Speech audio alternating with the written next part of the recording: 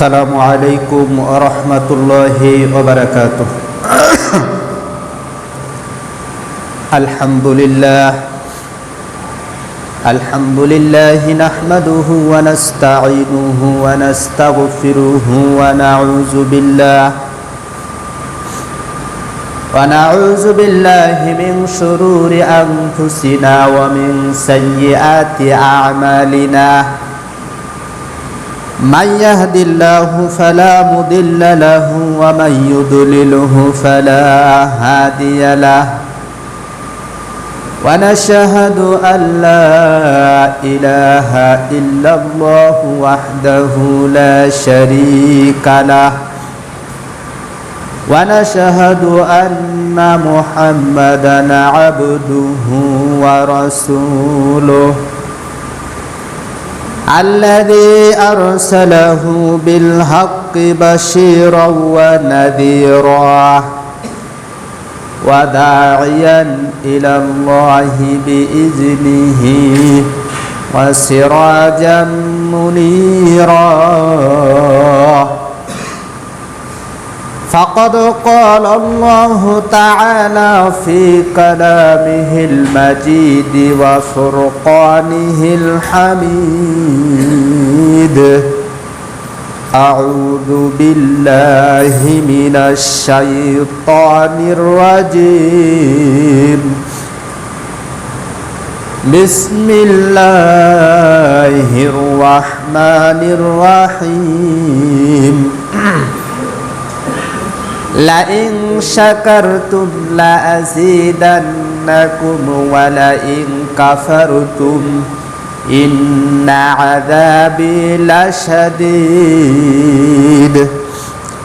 وقال في شأن حبيب مخبرا وآمرا: إن الله وملائكته يصلون على النبي يا أيها الذين آمنوا صلوا عليه وسلموا تسليما. اللهم صل على مولانا محمد وعلى آل سيدنا حبيبنا محمد. اللهم صل على مولانا محمد وعلى آل سيدنا بشيرنا. গাছে ছিল নবীজিকে, মাছে ছিল নবীজি, উম্মত হইয়া ছিলাম না গো সিল্লবনের হরিণী। আল্লাহুম্মা সাল্লি আলা مولانا محمد وعلى آل سيدنا حبيبنا محمد. اللهم صل على مولانا محمد وعلى آل سيدنا حبيبنا. আলহামদুলিল্লাহ, সমস্ত প্রশংসা সেই মহান রব্বুল আলামিনের জন্য যে আল্লাহ পাক রব্বুল আলামিন আমাদের সবাইকে সালাতুল জুমার 2 রাকাত নামাজ তার মহান হুকুম তারই ঘরে এসে পড়ার মতো তৌফিক, সুযোগ, হায়াত, শারীরিক সুস্থতা, এই কঠিন মুসিবতের মধ্যে, কঠিন মহামারীর মধ্যে আল্লাহ পাক যে আমাদেরকে শারীরিক সুস্থতা দিয়ে তার ঘরে এসে জুমার নামাজ আদায় করার সুযোগ দিচ্ছেন, এজন্য আমরা সবাই বলছি আলহামদুলিল্লাহ।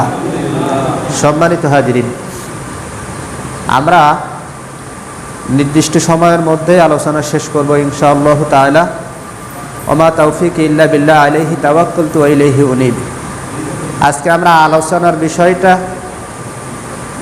নির্ধারণ করেছি অল্পে তুষ্টি। অল্পে তুষ্টি।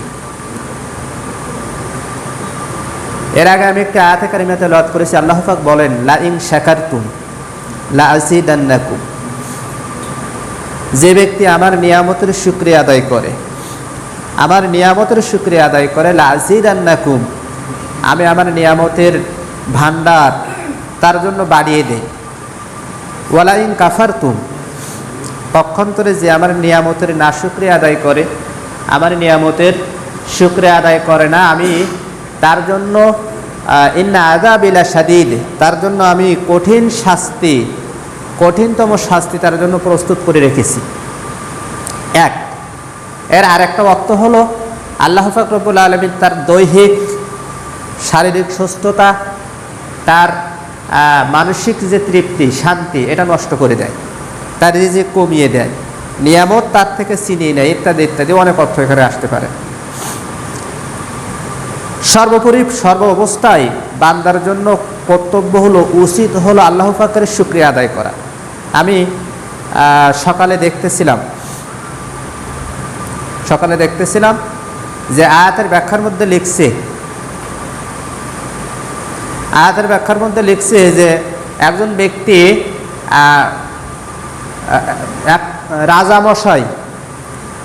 রাজামশাই উনি বলতেছে যে আমি জঙ্গলের মধ্যে যাব শিকারে। তো ওনার সাথে ওনার সফর সঙ্গী হিসাবে মন্ত্রীকে নিলেন এবং আরো কয়েকজন ব্যক্তিকে নিলেন। কিছু দূর যাওয়ার পরে মানে রাজামশাই আঙ্গুল কাটা গেল, কোনো কারণবশত আঙ্গুল কাটা গেল। তো মন্ত্রী দেখার সাথে সাথে বলতেছে আলহামদুলিল্লাহ। রাজা তো রেগে অস্থির যে আমার আঙ্গুল কাটা গেল, কোথায় মন্ত্রী মানে আমার চিকিৎসার ব্যবস্থা করবে, হা হতাশ করবে, সমবেদনা জানাবে, তা না জানেই বলতেছে আলহামদুলিল্লাহ। রাজা মশাই উনি ক্ষিপ্ত হয়ে গেলেন। উনি বললেন যে আগে রাজপ্রাসাদে ফিরে যাই, তারপরে যেই তোমার ব্যবস্থা নেব। অনেক লম্বা কথা, সংক্ষেপে পথিমধ্যে চলতে চলতে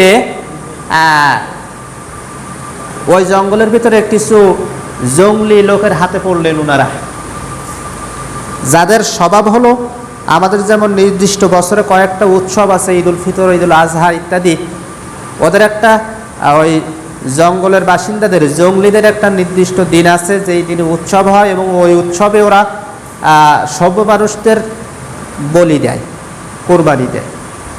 তো ওরা ওই কাফেলার ভিতর থেকে মন্ত্রী এবং রাজা দুজনকে অ্যারেস্ট করেছে, বন্দি করেছে যে আমরা যেই কোরবানি দেব ওই দুজনের মধ্যে একজনকে।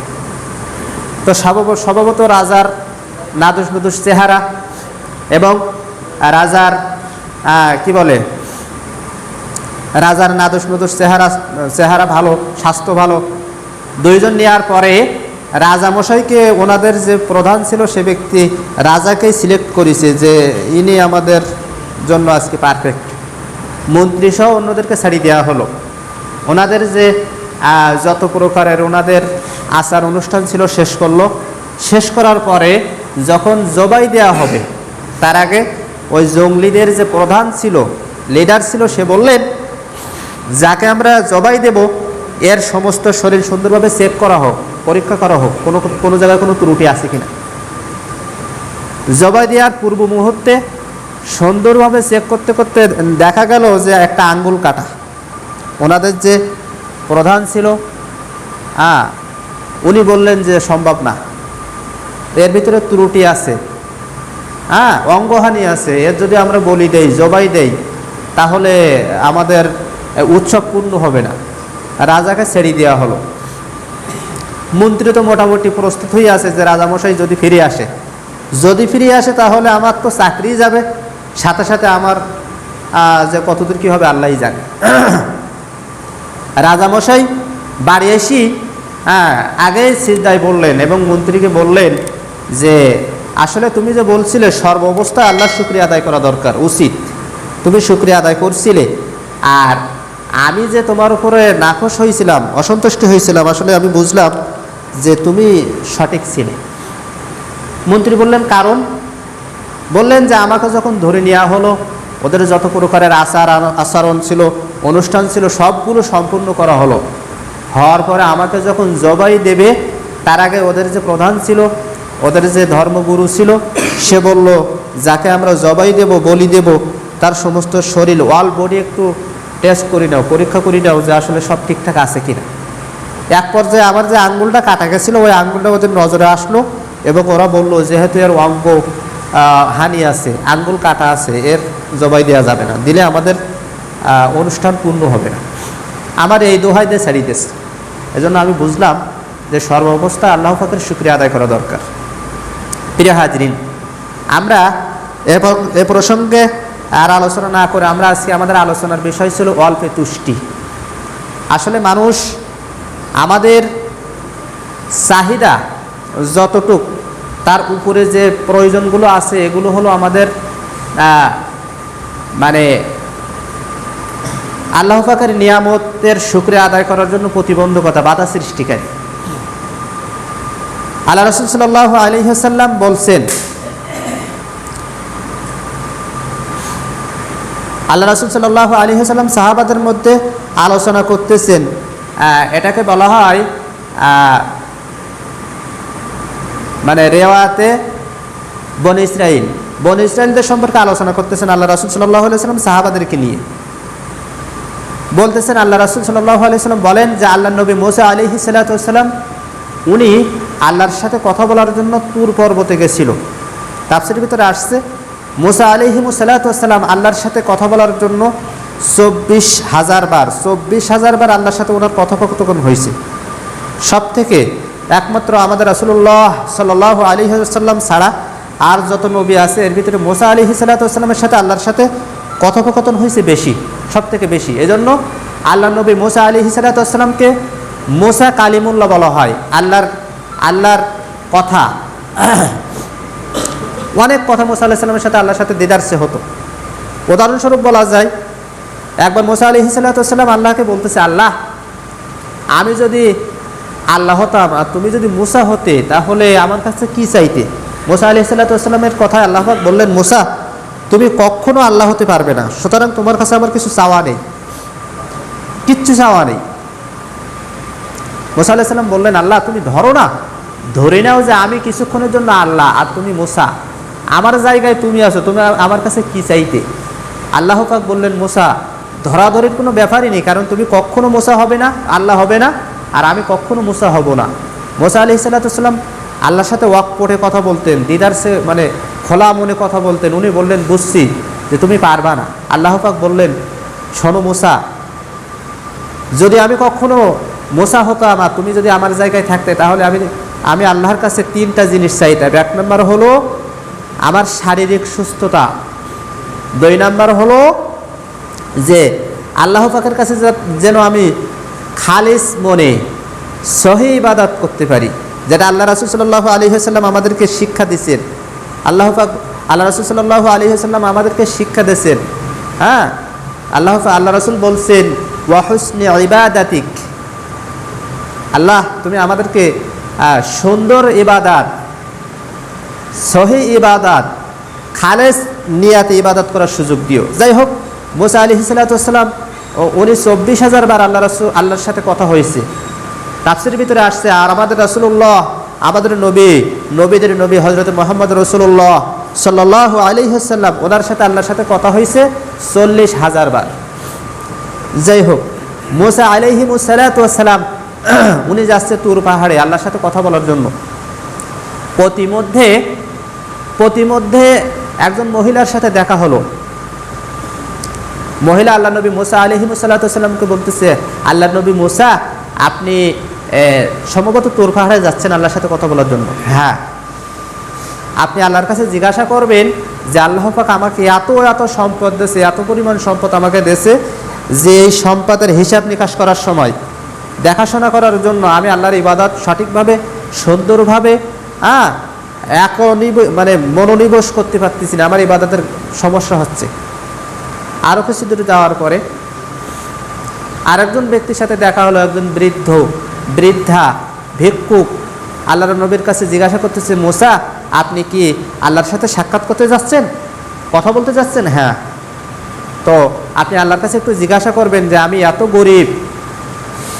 এত গরিব যে আমার ঘরের চালটা দেখেন মানে ছাউনি নেই, আসমান দেখা যায়, সূর্য দেখা যায়, আমি এত গরিব, কি করলে আমার বেশি বেশি সম্পদ হবে?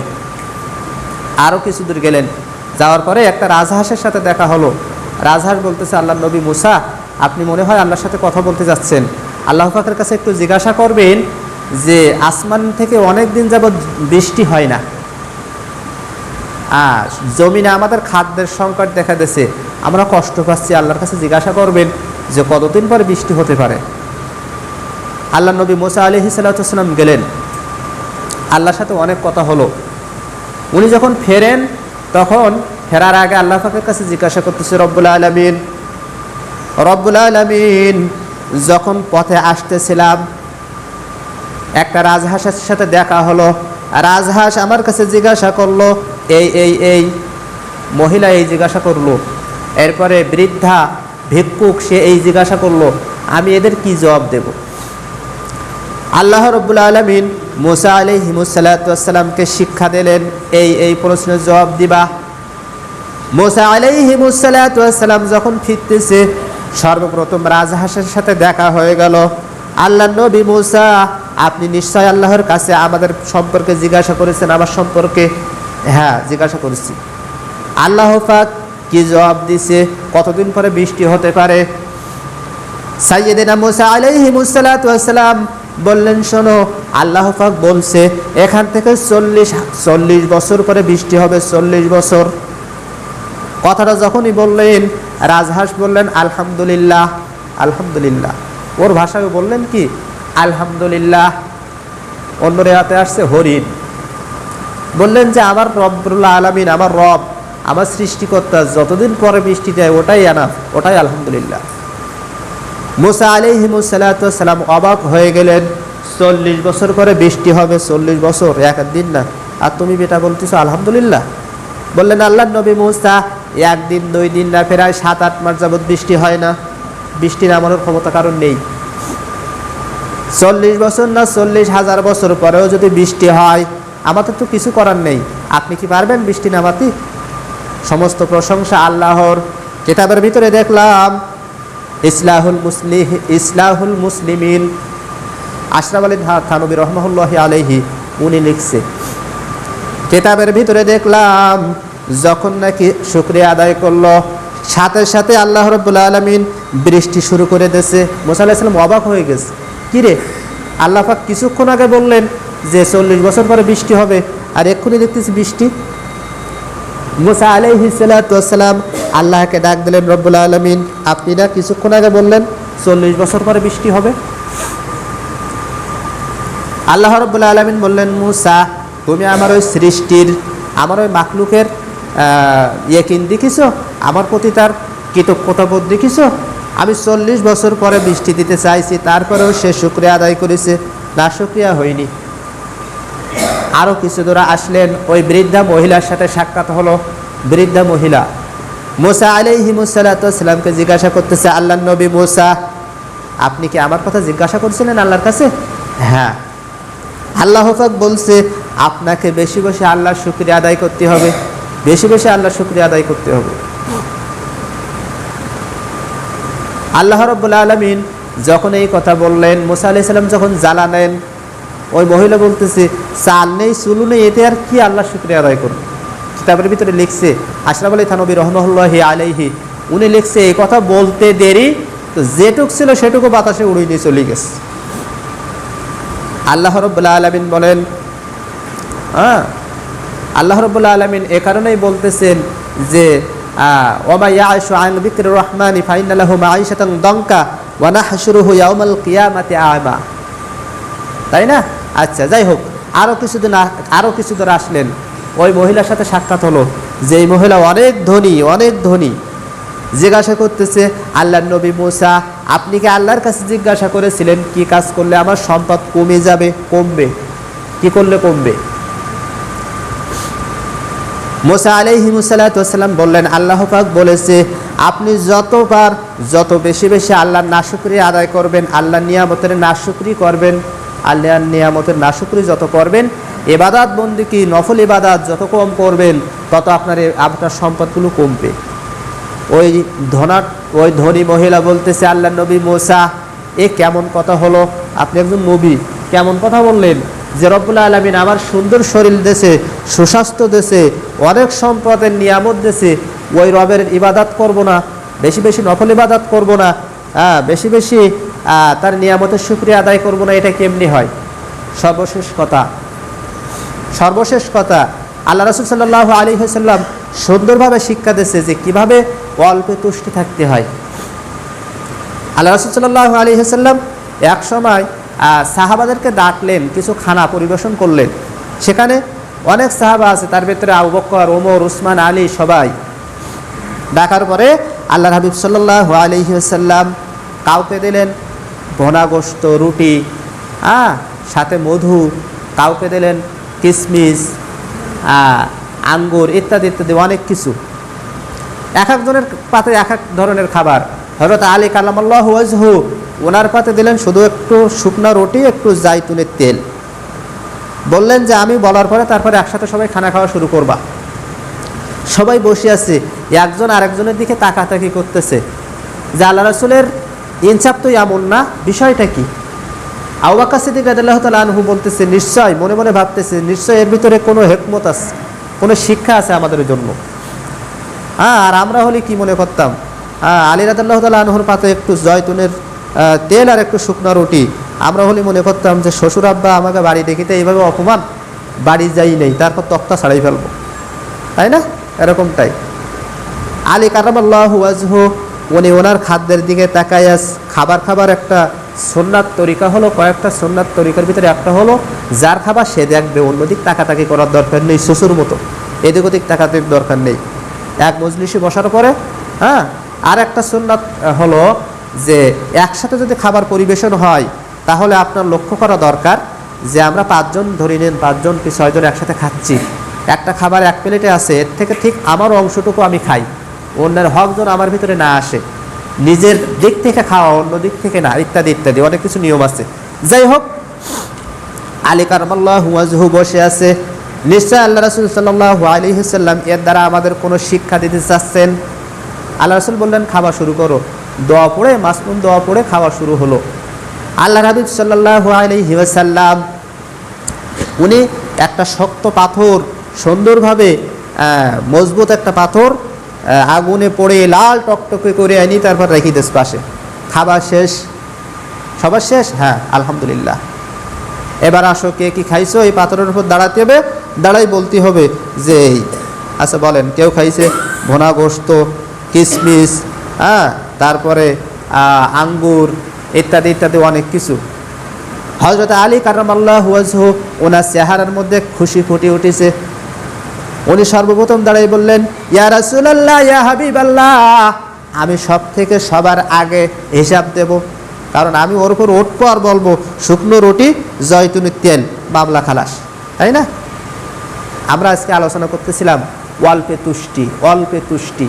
আল্লাহ রাসূল সাল্লাল্লাহু আলাইহি ওয়াসাল্লাম বলতেছেন, এই আদমের পেট, এই পেট একমাত্র কবরের মাটি ছাড়া পূর্ণ হবে না, হয় না। আমাদের আলোচনার শেষ পথে আমরা দেখবেন, আসলে আমাদের সমাজে আজকাল দেখা যায় 2 তলা বিল্ডিং দিয়েছে, তারপরেও রড বের করে রাখে, কারণ ওখানে আরেকতলা দেওয়ার সম্ভাবনা, চিন্তাভাবনা আছে, আশা আছে, তাই না?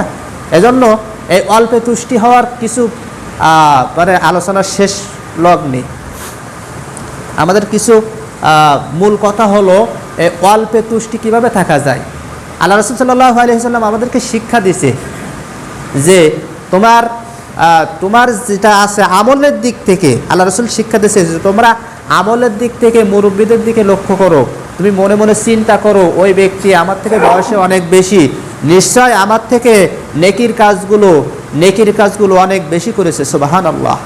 আবার গুনাহের দিক থেকে যখন লক্ষ্য করবা, তোমার থেকে কম বয়সী যারা আছে তাদের দিকে লক্ষ্য করো, তুমি মনে মনে ইরাদা করো, ইচ্ছা করো, মনে মনে চিন্তা করো যে আমার থেকে এর বয়স কম, এর গুনাহের পাল্লাও অনেক কম, তাহলে তোমার প্রতি তার প্রতি তোমার স্নেহ আসবে, ভালোবাসা আসবে।